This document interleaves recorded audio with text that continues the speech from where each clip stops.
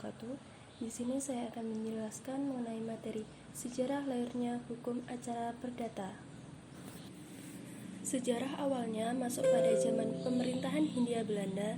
Terdapat beberapa lembaga peradilan yang dibedakan menjadi dua macam, yakni peradilan gubermen dan peradilan-peradilan lain yang berlaku bagi golongan bumi putra, atau disebut juga dengan orang Indonesia asli. Peradilan gubermen ini dibedakan menjadi dua lembaga peradilan, yaitu peradilan bagi golongan Eropa dan yang dibersamakan serta peradilan yang berlaku bagi golongan bumi putra.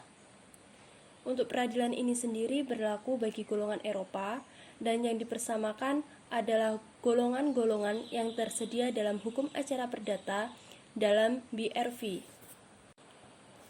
Namun nyatanya untuk lembaga peradilan bagi golongan bumi putra belum ada sama sekali hingga saat ini karena peraturan hukum acara perdata yang dipergunakan saat ini hanyalah beberapa pasal yang terdapat dalam STB 1819 sampai 20. Sementara itu di beberapa kota besar di Jawa itu terdapat pengadilan gubermen yang memeriksa perkara perdata bagi golongan bumi putra yang menggunakan sebagai aturan-aturan dalam acara perdata itu sendiri. Acara ini tuh berlaku pada golongan bumi putra tanpa berdasarkan peraturan undang-undang setelah berlakunya HIR dan RBG yang berlaku bagi lembaga peradilan yang diperuntukkan bagi golongan bumi putra. Dalam kelahiran hukum acara perdata muncullah HIR setelah rencana reglemen dengan menjelaskan yang dirampungkan pada 6 Agustus 1847 ini. Rancangan tersebut disampaikan kepada Gubernur Jenderal Jansen Ranson. Dia mengajukan beberapa keberatan atas rancangan tersebut, terutama ketentuan pasal 432 ayat 2 yang membolehkan pengadilan yang memeriksa perkara perdata bagi golongan bumi putra ini, yakni menggunakan peraturan hukum acara perdata yang diperuntukkan bagi pengadilan golongan Eropa. Gubernur misalnya dan jenderal yang lainnya itu menghendaki supaya peruntukan hukum acara perdata yang diperuntukkan ini mengadili golongan bumi putra yang pada dasarnya harus ulet. Harus ulet ini bahwasannya akan memungkinkan menggunakan peraturan-peraturan yang berlaku untuk golongan orang Eropa yang dianggap sudah melanggar prinsip yang sudah disepakati. Tapi hanya dalam kutipan hukum acara perdata ini yang menyangkup semuanya adalah di Jakarta, Semarang, dan Surabaya. Dalam Gubernur Jenderal ini tidak keberatan apabila badan-badan pengadilan itu memakai acara-acara yang berlaku bagi golongan Eropa. Dijelaskan dalam Suepomo, yaitu tahunnya 1985.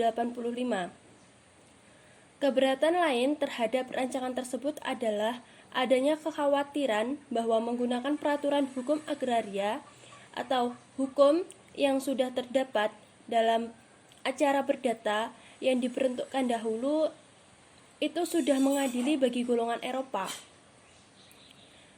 Yang mengatur di sini adalah rancangan reglemen tersebut akan mempertinggi kecerdasan orang bumi putra yang sedikit banyak akan merugikan kepemimpinan pemerintahan Belanda.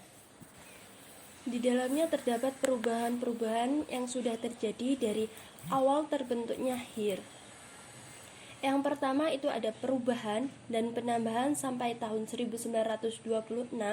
Setelah mengalami beberapa kali perubahan-perubahan dan penambahan, maka pemerintahan Hindia Belanda mengumumkan kembali isi Inland Reglement dengan STB 1926 sampai 559 JO 496. Yang kedua yakni perubahan dan penambahan dari tahun 1926 sampai 1941 dilakukannya secara mendalam terutama menyangkut acara pidananya. Karena itu dipandang perlu mengundang kembali isi Inland Reklamen secara keseluruhan. Perubahan itu dilakukan dengan STB 1941 sampai 32 JO 98 dalam STB 1941 sampai 22 ini disebutkan dalam instrumen reklamen yang digantinya tersebut. Yang ketiga masuk pada pengundangan secara keseluruhan. Isi dari Hinhern Indonesian ini dilakukan dengan STB 1941 sampai 44.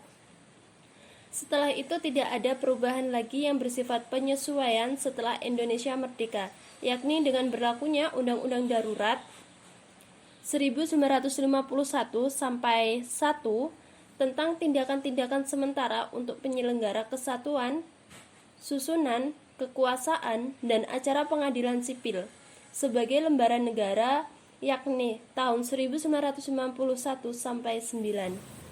Masuk dalam sejarah RBG, lanjutan dari terbentuknya sejarah hukum acara perdata yang di awal tadi. Dalam RBG di sini hukum acara perdata yang berlaku bagi wilayah Jawa dan Madura atau HIR dari ketentuan pasal 6 Firman Raja STB tahun 1847 sampai 23 dapat diketahui bahwa apabila Gubernur Jenderal memandang perlu dapat dibuat peraturan-peraturan tentang pengadilan di daerah-daerah luar Jawa dan Madura untuk menjamin berlakunya kitab undang-undang hukum dagang di daerah secara tertib.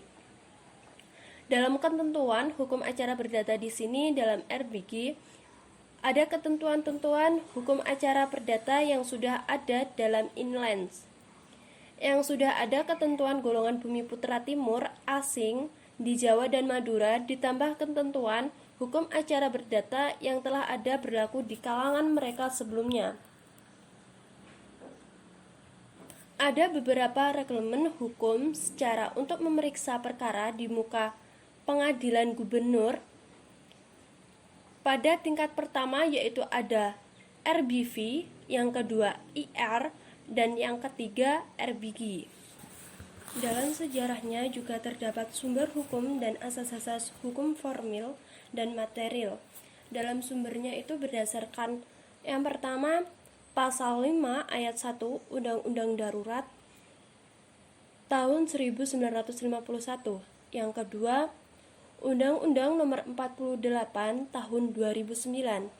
Ketiga, Undang-Undang Nomor 3 Tahun 2009. Keempat, Undang-Undang Nomor 49 Tahun 2009. Yang kelima, yaitu ada jurisprudensi. Yang keenam, adat kebiasaan hakim dalam memeriksa perkara. Ketujuh, perjanjian internasional. 8. Doktrin atas ilmu pengetahuan, dan yang terakhir instruksi dan surat edaran Mahkamah Agung. Atas syarat-syarat dan sumber yang sudah terdapat ketentuan, maka timbullah asas-asas dalam hal yang sudah disesuaikannya, yaitu yang pertama hukum bersifat menunggu. Yang kedua hakim bersifat pasif. Yang ketiga, persidangan bersifat terbuka. 4. Mendengar kedua belah pihak. 5. Putusan harus disertai alasan-alasan. 6. Berbicara dikenakan biaya. Dan 7. Tidak ada keharusan mewakilkan. Sekian penjelasan yang dapat saya sampaikan. Jika terdapat kekurangan jelas dalam penyampaian ini bisa dipahami lebih lanjut lewat makalah yang sudah saya berikan kepada teman-teman semuanya. Kurang lebihnya saya mohon maaf yang sebesar-besarnya. Akhiran, wassalamualaikum warahmatullahi wabarakatuh.